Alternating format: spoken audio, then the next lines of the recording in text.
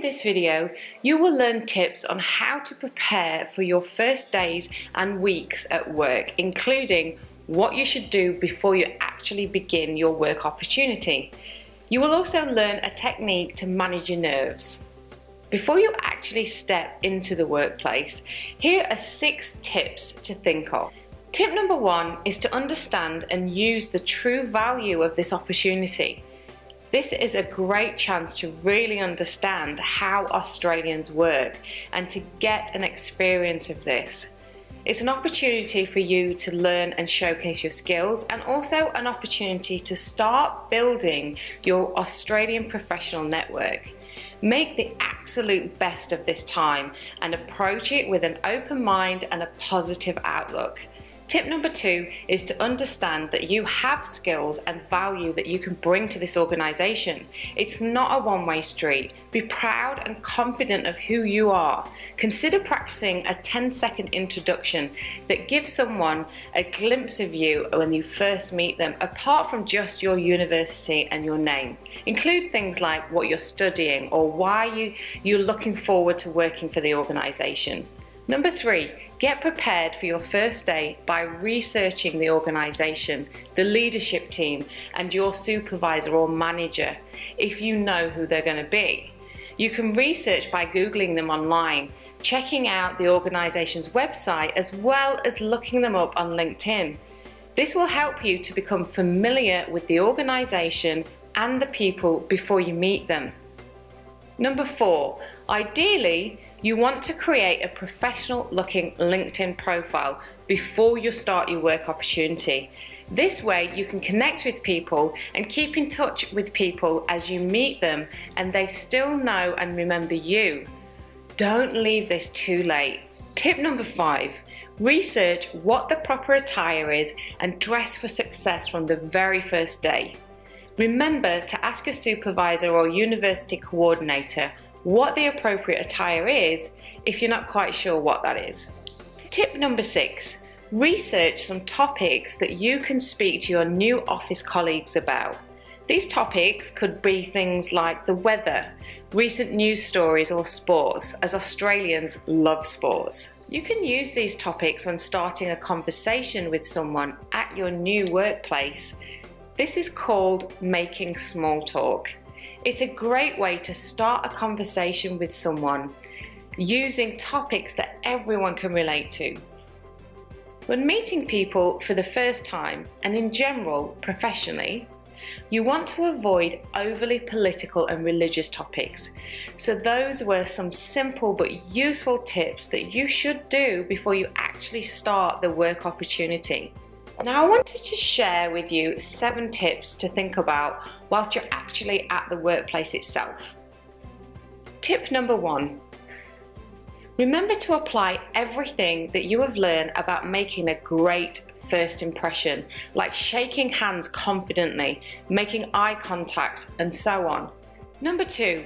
When you get to the workplace, listen and watch how things are done and how people treat each other. It's important for you to understand the social landscape so that you know what to do and what not to do. For example, if you notice that everyone in your team takes a very late lunch, then at least in the beginning, you may also have to do this so that you can fit in with what's expected. Once they know you and you know them, then you can bring in more of your own schedules and expectations. Number 3. Arrive on time and be professional at all times.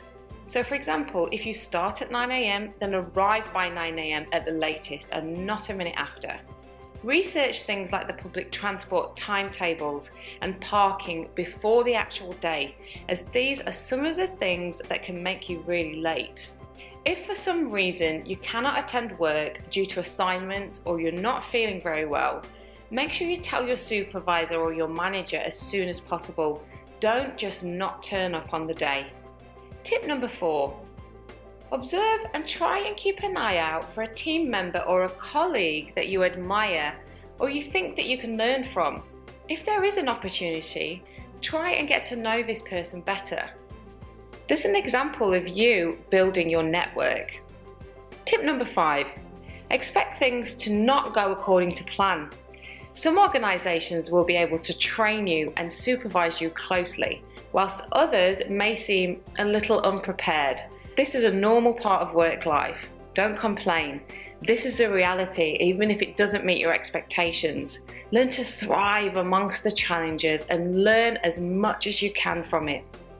Number 6, speak up and ask for more work if you do complete all of your tasks.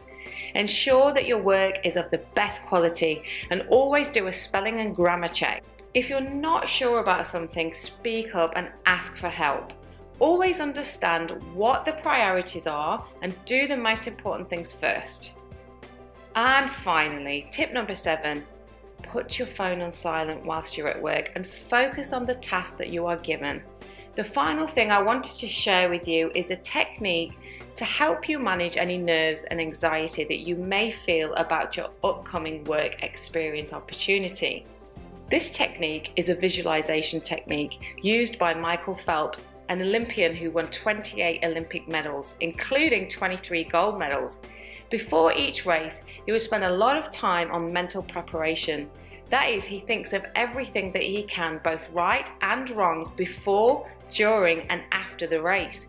And then he thinks of what he could do, the actions he could take, and the things that he could do right, and importantly, where things could go wrong. And he goes over and over in his mind about it until he feels as prepared as he can be. Now, it's impossible to predict the future, but by using visualization, he is prepared for many different scenarios that may happen.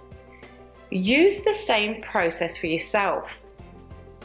Think of all the things that you're nervous or anxious about during your work opportunity. For example, are you anxious that you won't know what to say to people or how to introduce yourself?